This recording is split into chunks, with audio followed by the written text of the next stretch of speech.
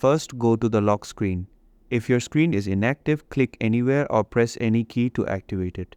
Once you're at the lock screen, look for the power icon located in the bottom right corner. Now hold down the Shift key on your keyboard.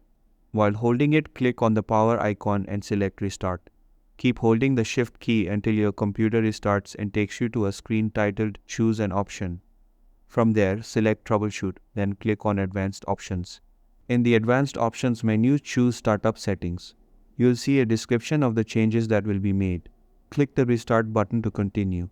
After your system restarts, a list of startup options will appear. Press the F5 key to select Safe Mode with Networking. If your computer is password protected, you'll be asked to enter your password. Once you're logged in, Windows will boot into safe mode. While in safe mode, you can access and fix settings or files that may be causing the login issue. After that, restart your computer again to return to normal mode. To do this, right-click the Start button, select Shutdown or Sign Out, and choose Restart. Once your system reboots, you should be able to sign in to your Windows account without any issues. If the problem persists, you may need to repeat the steps or explore further troubleshooting related to your account settings or system configurations.